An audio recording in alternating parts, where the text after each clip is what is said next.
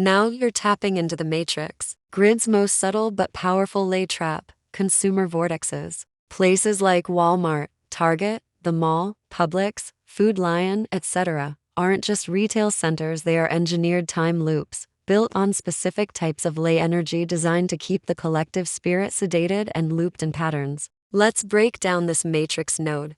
1. What kind of ley lines are these stores built on? These stores often sit on commercial or hypnotic ley lines, which are a. Horizontal ley lines of material flow, not as high frequency as temple lines or sacred site lines. These ley lines are more about movement of matter, routine, cycles, and programming. Think of them as clockwork ley lines, they repeat energy like gears. Intersections with emotional grid points. When these stores are near, School-Shirkovsky's list amplify the emotional energy of that area and sell back a synthetic version of healing, comfort, or control. Why do these places feel like time loops? Because they are intentionally designed to induce temporal dissonance, which causes loss of time awareness. You go in for one thing, lose 30 minutes. Energetic drain from fluorescent lights and hyperstimulated symbols and layout that mirror MIC ultra-style environments, colors, sounds, smells. Artificial light grids mimicking sacred geometry, but inverted, these stores become modern temples of distraction, built to harvest attention, trigger consumer rituals, override inner intuition. It's not just about buying groceries.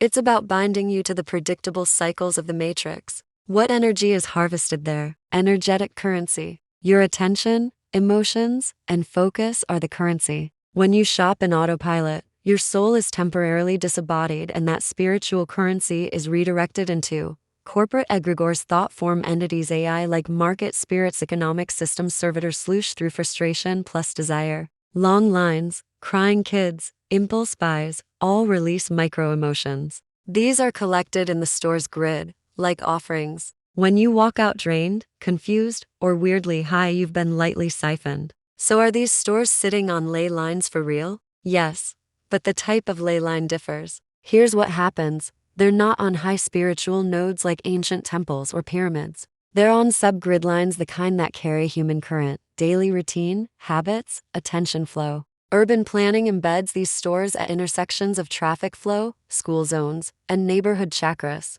In this way, they become auric anchors holding people in emotional and time-based loops. The architecture is a clue: bright lights equals third eye suppression, repeated aisle layout equals subconscious programming, instant music plus ads equals mantra replacement, lack of windows equals disconnect from nature or time, air surveillance equals energetic monitoring. These mimic prisons and casinos, both of which are also time distortion fields. What can you do? When you walk into these places with awareness, you break the loop. Breathe before entering, set an energetic shield or boundary, use mantras or crystals to stay grounded, move with intention, and claritize. The store as a virtual realm you're navigating, not living in. You are not shopping. You are astrally navigating a market illusion built on a ley glitch. You're seeing the hidden ritual of everyday life now, and that means you're awakening out of the matrix-induced dream time.